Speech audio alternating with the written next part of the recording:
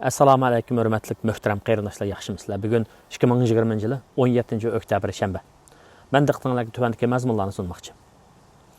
Yana 3 haftaga yetmagan vaqt ichida biz Amerikaning qatimliq prezidentining kim bo'lishini bilamiz. Navbatda Cumhuriyetçiler Partiyasidan bo'lgan navbatdagi prezident Donald Trump bilan Demokratlar Partiyasining nomzodi Joe Biden o'rtasidagi raqobat saylam raqobati intayin keskin ravishda olib berilyapti. Әл райını sınaş, yakından mı yankı әл райını sınaş neticesini qaragan vaqtda Joe Biden Trump yenidu degan bir yakın chiqyapti. Ama bugün Donald Trump'ningki saylamına başqurulgan ayol Jan O'Donnell deganninki Demokratlar Partiyasini qo'llaydigan kishilarga qilgan xitobida Donald Trump'ning qobiliyatini tuvanchaqlash bo'lmaydi. 2016-yili biz shunday tuvanchaqlab qolgan. Bu qitim yana shunday tuvanchaqlab qilish xatoligini o'tkazayotimiz. Sagak bulaydı depti. Demek bu yakından bu yan ko'rsatayotgan әл райы ko'rsatayotgan sonliq ma'lumotlarning ki saylamda belash tashlash huquqiy kishilarning umumiy ahvolini aniq ko'rsatib berishidan bularning Demokratlar Partiyasining shu bilinayotganligini ko'rsatdi.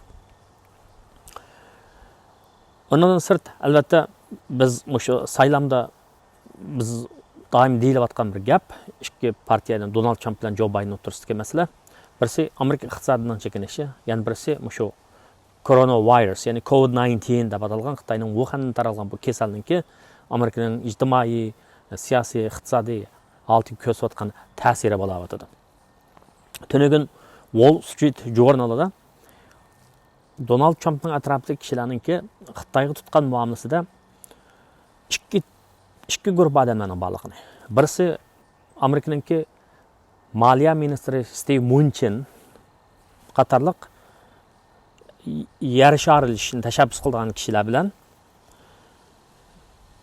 Amerikaning davlat ishlari kotibi Mike Pompeo, Amerikaningki ئاقسارايدىكى savdo maslahatchisi Peter Navarro, savdo ministri Wilbur Ross va Amerikaningki to'liq huquqli Xitoy bilan bo'lgan savdo munosabatida to'liq huquqliq vazifani üstüge algan Robert Lighthizer o'rtasidagi munosabatning o'tgan shu 3,5 yil vaqt ichida Xitoyga qattiq qo'l muomala tutish, qattiq pozitsiya tutishdan hozir rasmiy yo'sinda gap qilishdan amaliyotga o'tganligini, ya'ni amaliy bir ishlarni qilayotganligidek shunday bir jarayonlarni tushuntirib yozilgan bir maqolani ko'rdim tungungi bir yozmada. Ya'ni Donald Trump taxtga chiqqan vaqtda, vazifaga o'tgan vaqtda Xitoy bilan bo'lgan munosabatda uning atrofidagi kishilar, ya'ni Mike Pompeo, davlat ishlari bexatarligininki yordamchisi, muavini Matt Pottinger deganga o'xshash kishilar Xitoyga nisbatan aytgan, Xitoy hukumatiga nisbatan aytgan vaqtda qattiq qo'lliq bir siyosat qo'llanishni tashabbus qilgan ekan, tashabbus qilib kelgan ekan. Ammo Steve Mnuchinga o'xshash yer sharilishini tashabbus qilgan moliya ministri ularga qarshi maydonda turib shuning gapi asan gap o'tgan. Hech qaysisining gapini Donald Trump qabul qilmagan ekan. Ya'ni men Xitoy bilan bo'lgan munosabatda savdo kelishimini to'xtamini tuzsam, Amerikaningki iqtisodiga foydali bir ishni qilsam bo'ldi, boshqa ish bilan ko'rim yo'q degan maydonda tutib ketgan. Ammo bu yil 3-oyda koronavirus Amerikada umumyuzlik tarqalib ketgandan keyin, ham shtatdagidek tarqalib ketgandan keyin, mana hozirga qadar 3-oydan boshlab 9-oy, 10-oygacha bo'lgan 7 oy vaqt ichida bu virusning dardida yuqumlangan kishilar 8 milliondan oshdi. 220 ming odam qazo qildi.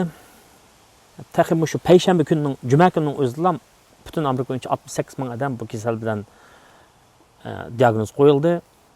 Yana bu kasallikning ig'irlish ahvoli bo'ladigandek turdi. Demak, shu vaboning ta'siridan iqtisodiy faoliyatlar, ijtimoiy faoliyatlar hammasidagidek bir xil cho'kishga yuzlanib qoldi. Iqtisodshunoslar Amerikaning iqtisodiyotga bu chekinishni 2008-yilda yuz bergan pul muomala krizisidan ig'ir 1929-yilda yuz bergan iqtisodiy bo'hronga o'xshab ketadigan shunaqa ig'ir darajada chekinish deb tasvirlash yoki sifatlashdi. Mana shu xil ahvol Donald Trump'ның Xitayga bo'lgan pozitsiyasida Steve Munchin'ninki qarshidan o'zgarib, uning qarshini qabul qilishdan Mike Pompeo, Matt Pottinger qatorli kishilarninki, Peter Navarro qatorli kishilarning Xitoyga qattiq qo'l muomala qilish pozitsiyasini qabul qilganligini so'zlab o'tganki jurnalda. Ya'ni 3-oyning keyingi bu ishlar Trump Xitoyga qarta o'ziniki pozitsiyasini o'zgartib, qattiq qo'l bo'lmasa bo'lmaydi ekan deb bir xil ochiq bilan bir qism ishlarni ilib bordi deb yozibdi. Ya'ni avtomatikasini Janubiy Xitoy dengiziga avatgan, Tayvanga qurol sotgan. Ondan sırt yana Xitoyningki TikTok, WeChat, ya'ni öndedar bilan do'yindab qo'yamdi ekan. Mana mushullarni, shu narsalarga qarta cheklash, Huawei, Zhongqing degan shirkatlarni cheklash, ularga texnik setib emaslik yoki ularning mahsulotlarini ishlab chiqarish uchun zۆrۈر bo'lgan yerim o'zakchilarni setib emaslikka o'xshash shundoq bir cheklamalarni yo'l qo'yganligini so'zlabdi. Hatto ئاقساراينىڭ ichida bir qismlar Xitoy bilan butun iqtisodiy jihatda ayrilishni tashabbus qilgan. Xitoyning banklarining xalqaro pul muomala sistemasidan siqirib chiqarishni tashabbus qilganlar bo'lgan ekan, Trump bunga qo'shilmoqda. Ya'ni Xitoyning cho'ng banklarini biz xalqaro pul muomala sistemasidan siqib chiqarib bizning dollarimizga bo'lgan ehtiyoj tushib ketadi. Bu chaqda o'zimiz ziyon qilgan bo'lamiz degan shunday bir qarash bilan u fikrni qabul qilmoqda. Demak, ئاقساراينىڭ ichida Donald Trump'ning atrofida bir turkum kishilar bor. Yani san jihatdan bular Xitoyga qarta qattiq muomalada bo'lishni qo'llaydiganlardan bir nechasi bor. Avay deganga o'xshash. Savdo ministri Ross, davlat ishlari amonliqninki muavini Matt Pottinger, bu bola ayni vaqtda Wall Street Journal'ninki muxbir bo'lib Beijingda xizmat qilgan vaqtda, bu Bostonda bir maktabda o'qigan bola ekan, bu Xitoyning saqchilari bu bolani qo'l sap qo'ygan bir yeri bor ekan.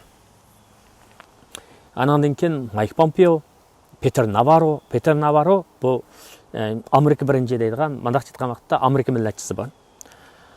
Bularga qarshi holda Steve Munchin degan moliya ministrining ministri qarshi shunday qilqi to'la munozara, muzokara va hatto vaqirishish, jo'zi mushtlashlar, mandaq o'rindiqli mushtlashlar bo'lgan gap. Robert Lighthizer degan bu kishi dastlabda Peter Navarro'larninki yo'lini tutib qattiqroq pozitsiya qo'limiz degan bo'lsa-mi, keyin yaqinqi ahvoldan qaragan vaqtda bu Steve Munchinninki tarafiga o'tgan gap. Ya'ni Xitoy bilan bo'lgan iqtisodiy munosabatimizni uzsak bo'lmaydi degan bu 70-necha yoshli odam. Ayni vaqtda 80-yildagi Amerikaninki Yaponiya bilan bo'lgan iqtisodiy munosabatida bu Amerikaga foydali bir savdo to'xtamlarini tuzishda muhim rol o'ynagan bir kishi. Demak, shu voqealarni so'zlabda, buni bilib qo'yganimiz yaxshi albatta. Endi o'zimizga kelsak, taraqqiy qilgan ئەللەردىكى دېموگراتىك ئەللەردە yashayotgan musulmon jamoatiniki Uyg'urlarning biz uchrayotgan zulmga qarshi ifodalagan pozitsiyasi kishilarni so'yintirdi. Masalan, Avstraliyadagi musulmonlarning tashkiloti Avstraliyalik liberal partiyadan bo'lgan parlament a'zosi Andrew Hastie degan kishini izlab berib ko'rishib, uning Uyg'urlar masalasida tutgan maydonini qo'llagan gap. Ya'ni musulmon davlatlarga qaragan vaqtda, musulmon davlatlarning rahbarlariga qaragan vaqtda, demokratik ellarda, erkin davlatlarda yashayotgan musulmon jamoatining Uyg'urlarninki taqdiriga ko'ngil bo'lishi bu kishini so'yindirdi. Shuni bilan birlikda biz bildik, Xitoy, Rossiya, Kubaga o'xshash shunday davlatlar, hatto Pokistonga o'xshash shunday davlatlar Birlashgan Davlatlar Tashkilotininki kishilik huquq komitetiga a'zo bo'lib saylandi. Necha qitimliq, ya'ni ilgari qitimliq shunday saylanishlarda Xitoyning erishgan ovozi jiq bo'lgan bilan bu qitim to'varak ovoz bilan, ya'ni saylangan bilan ovoz, uni qo'llaydigan ovoz 40 necha ovoz to'valab ketdi degan gap. Bir narsa kuzatuvchilarning diqqat qilgani, Xitoyni qo'llab so'zlaydigan musulmon davlatlarning soni o'tgan yilgi 20 nechadan bu qitim 10 necha uchib qoldi. Ya'ni 10 necha musulmon davlati Xitoyga bilet tashmaydi degan gap. Bu Xitoyga nisbatan ochiq maydon ifodalab, uning Uyg'urlarga qaratgan zulmini ochiq ifodalamagan bilan mundaq aytgan vaqtda vasl qoldi ifodalangani deb tushunsak, musulmon dunyosining endi o'zining azto'la bir aqlini, ya'ni musulmon davlatlarininki azto'la aqlini tepatganligidek bir ahvolni ko'rdik deb o'ylasak, meningcha ortiq so'zlagan yoki xato so'zlagan bo'lmaymiz. Bu o'zimiz to'g'risida deydiganim. Undan sirt yana kishilarning diqqat qildigani iqtisod qanday bo'lib ketdi deydigan gap. Men bir leksiyarimda so'zlagandim, vabo tugamasa iqtisodiy faoliyatlar asli kelib ketmaydi, yaxshi bo'lib ketmaydi deb. Hozir Amerikaning iqtisodida ahvol shundoq. Nima deganda ishsizlik soni dam tushib albatta iqtisodiy davralik shunday bo'ladi. Ammo ma bir g'alati ahvol, ma bir asrda bir qitim bo'ladigan bir ish, vaboning ta'siridan bo'layotgan iqtisodiy faoliyatlarning uzluksizligi, uzlub qilishi, ba'zi faoliyatlarning uzlub qilishi. Bu albatta paychaklarga ta'sir ko'rsatdi, ma saylanma paychak bozorga ta'sir ko'rsatdi. Bu gapni deyishimga sabab o'sha mening kanalimdagi mening leksiyalarimni anglagan va Robin Hoodni tushirib olib, ba'zi paylarni ap qo'ygan qarindoshlarga nisbatan da'vatim. Shunga oldimizdagi o'sha bir oy ichida paychaki bozorida davolg'ishildi. Bak tushib ketib qolsa, satmay tursangiz ziyon tortmaysiz. Bir payni 10 dollardan ilib, bu 7 dollarga tushib ketsa, voy yo'qolib ketdigan o'xshaydi deb setvatsangiz ziyon tortasiz. Agar siz uni qo'yib tursangiz, avval shirkatga qaraysiz albatta. Bu shirkatninki cho'ng shirkat bo'lsa, ma'lum mezgilda bu 10 dollarga olgan paychiki 15 dollarga, 12 dollarga, 14 dollarga o'sib qoldigan ish bo'ldi. Shunga qog'oz sizningki 10 dollarga olgan paychikingiz 7 dollarga tushib qolsa, bu 3 dollar yo'qtish, qog'oz yuziga yo'qtish. Siz uni setvatmasangiz ziyon tortmaysiz. Shunga ashuna bo'lib qolsa satmay turing, chunki paychiki bozorda bir necha xil shu oldimizdagi bir oy ichida davolg'ishning ko'rilishi aniq. Ammo Amerikaning prezidenti Joe Biden bulamdı, Donald Trump bulamdı. Bunun nisbeten hammasiga ehtimollikni qo'yamiz. Mening qarashimda Donald Trump qayta saylanadi deb o'ylayman. Donald Trump qayta saylansa, ma'lum mezgillardagi yana paychekining o'sish ehtimolligi bor. Joe Biden navadi kerak. Hech qanday bir xil mumkinchilik charqaqmaymiz. Navadi kerak Joe Biden saylanib qolgan ish bo'lsa, Joe Bidenninki iqtisodiy siyosati boshqacharoq. Ya'ni u nima desa, o'sha tijorat bejini shirkatlarning tijorat bejini oshirman deydigan iddiyaga adamkan, unda bo'lib qolsa, bu paychaki bozoriga nisbatan biroz foydasiz xabar. Shuni bilib qolsa qoldi. Uning ustiga hozir mana bu leksiyani olayotgan kishilarningki bir nechanglar o'zanglar ilib, o'zanglar o'ynayapsizlar. Uning har kuni qarab jumay bo'lmasa oy buguni tushdi deb chiqqan chaqda qo'shilib tushib ketgan vaqtda satmagan chaq ziyon tortmaysizlar. Tushib ketgan chaqda voy qaysar ma'lum manda deganda odamni ziyon qo'yib deb qag'ab jursanglar bo'lmaydi-ku.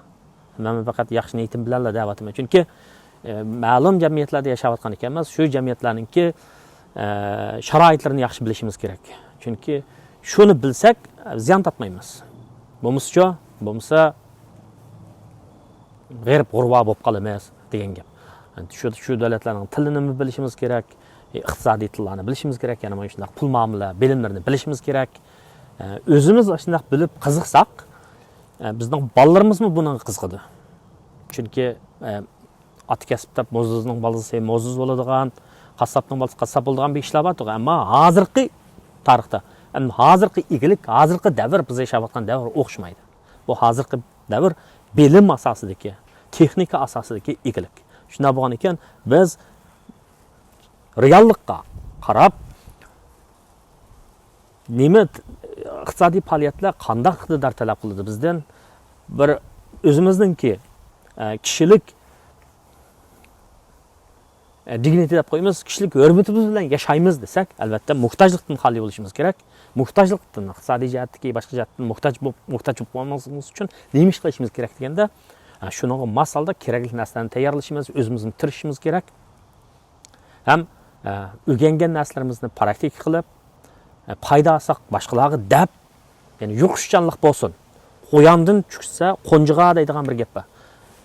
Mamataxin beyishning yo'lini bilsa, samataxinga desin. Samataxin desa, shunday bo'lsa, amataxinga desin. Shuning bilan o'zimizning emas, atrofimizdagi qarindoshlarimizning ahvoli yaxshi bo'ladi.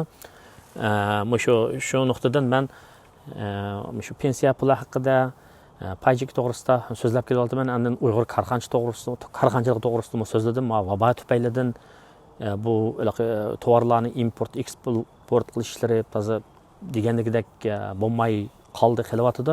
Ama bu kunlarni o'tib ketadi, biz yana reallikqa qaytib kelamiz. O'yning ichida o'tiraveradigan ish yo'q, bir harakatchanlikqa to'lamiz. Lutfulla Mutalibninki bir she'ri bor. Yırtılsa kalendarning bir varaqi, yoshlik gulidan to'kiladi bir yo'pirmoq deb. Shuning o'xshash mana yaproqlarni sag'irib tushib ketyapti. Bizning har bir kunimiz esa bizning ömrimiz bir kun qisqaraydi. Ammo biz real dunyoda yashagan ekanmiz. Amaliyotga cho'kib, tirishib, yaxshi o'ylarni qilib, yaxshi ishlarni qilib yashasak, shaxs sifatida emas, xalq sifatida ishlarimiz yaxshi bo'ladi. Ojizni hech kim yaxshi ko'rmaydi. Esdashlik qilish mumkin, lekin yaxshi ko'rib ketmaydi. Shunga kuchliklardan bo'lishimiz kerak. Rahmat.